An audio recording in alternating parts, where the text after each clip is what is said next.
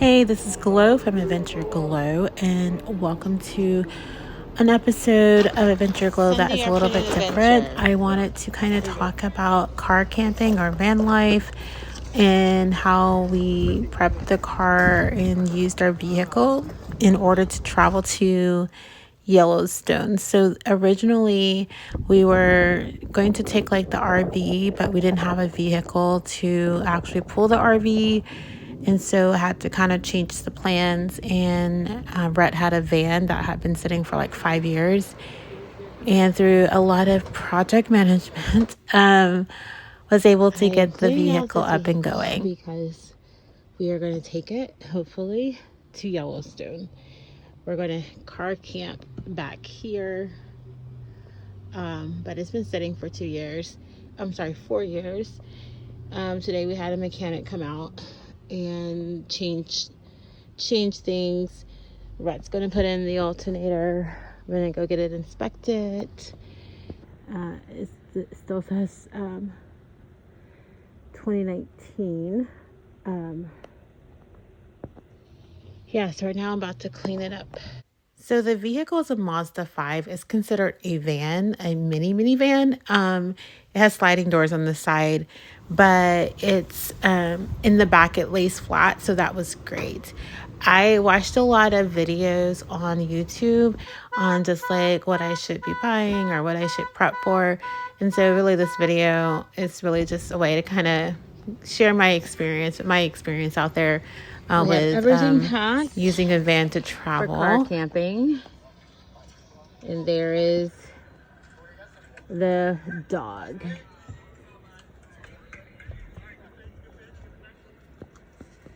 So this is our car camping situation. We're set up. That light is to kill the bugs. I'm going to turn it off. There are no bugs. Give it a little more time. I did see some little tiny bugs flying.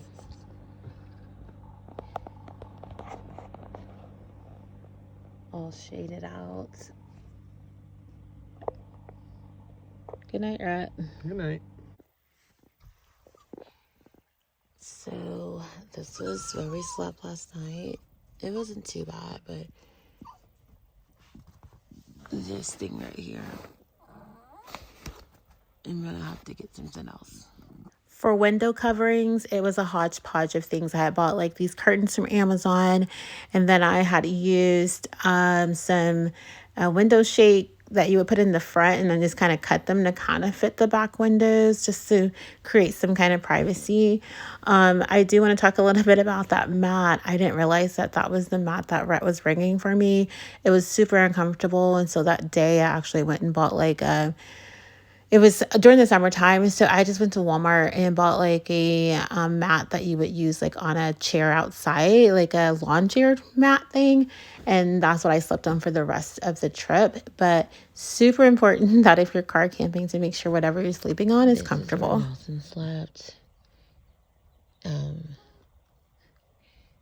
in the front passenger seat. He did okay. It was only a few times that I remember that he actually was barking in the middle of the night.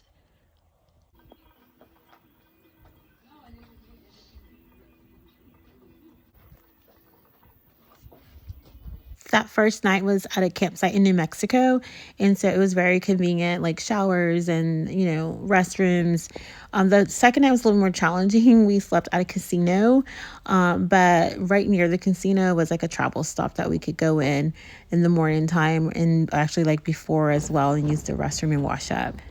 Rhett already owned like a car topper, so that was nice. I highly suggest having a place to store your luggage, other things, especially if you have like a smaller vehicle like this one is. But that allowed for us to take all of our luggage. I didn't feel like I needed to like pack super light. I could put whatever I needed into my suitcase. There's snow on the top of those mountains. That's wild. But I love it. Close to a Goodwill, but they're not open yet, so we gotta keep going.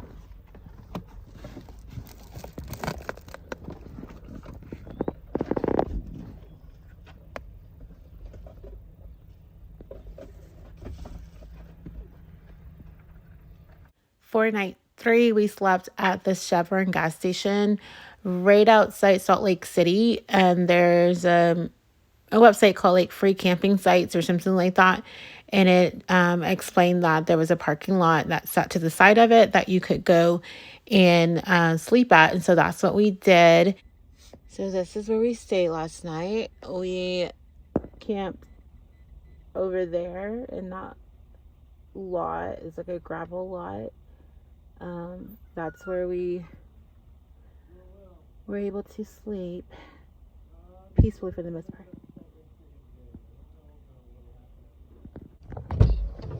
Oh, thank you.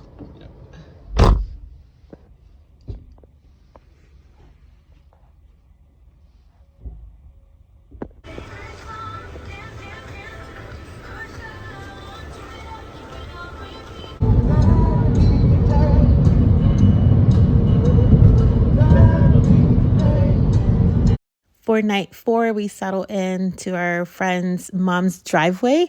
So that was nice. We didn't have to stress about where we would be staying because the nights before we'll be driving and I kind of like look online and try to find a spot. Like how much longer are we driving and things like that. And so like each day, like our spots weren't like predetermined. It was like, okay, what is our day looking like? How far are we going kind of thing. So it was just kind of nice to know that like we had a spot inside this driveway. And then our friends, her mom, so amazing. She let us shower. So we had access to, those comforts. And so it was just really nice to have a place that I knew that we would be safe and we didn't have to worry about a knock on the window or anything.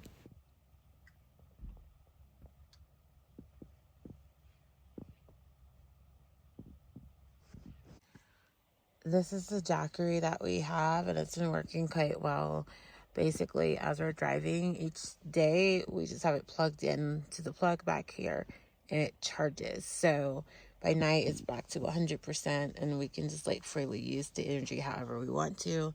So I think that's been working out great for us on this trip. That's a tiny trailer. There she goes. There it is. 200,000. For night 5, we actually camped at the Tetons National Park outside in an actual tent. So we didn't camp inside our vehicle. We camped outside. And I want to mention the blue jug. The blue jug was like Rhett was undecided if he was going to bring it or not, but glad he did.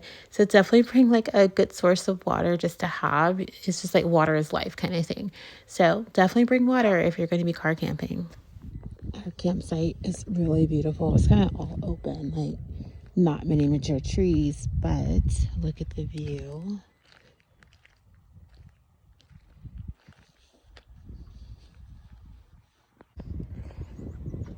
We are packing up from this campsite. It was really nice. We stayed here for 2 nights. For night 8, we stayed at a actual RV campground. And some RV places, they require for you to actually have like a rig, like a RV, or like they will have like tent sites. So this particular place actually had like a tent location that we could actually camp at, because there were some places I called, they wouldn't let me like car camp or van camp or whatever. But this location, they actually had like little tent sites. And so that's where we camped and booked a place for one night. Good morning from Wyoming. We're almost to Cheyenne. We are at an RV park called Desert Rose Campground. And no barking. And look how cute that little trailer is. I'm gonna have to see what kind of trailer that is. This will probably be our last night sleeping in the van. We have the fan going. We're in Kansas near Dodge City. It's a little warmer than last night. Who are you talking to? Oh my videos. Oh. We're about 7.5 hours away from home right now. I feel like overall it was successful, like van camping, car camping. Oh, that net right there. Definitely buy something that you can attach to your ceiling just to give you some more storage. So this is like a no build. This is just like, us getting into the back of the van, basically, kind of camping, nothing advanced. And so that definitely was useful to have storage to store things. But yeah, I definitely feel like car camping, van camping was worth it. We saved hundreds of dollars. I like the idea of just like getting up and going. This is like in the summertime. Since this video or since this trip, I have kind of got deeper into this world of van camping, car camping, SUV camping, and I bought a 4Runner that I'm using to go out and camp in. So all of that content is coming up. Thank you so much for watching. You have any questions about any of this, just let me know. And then like in the description below, I'll eventually kind of like write out some of like my must-haves that I felt made the trip successful. But until next time, thank you so much for watching Adventure Glow. I hope you like and subscribe. Thank you.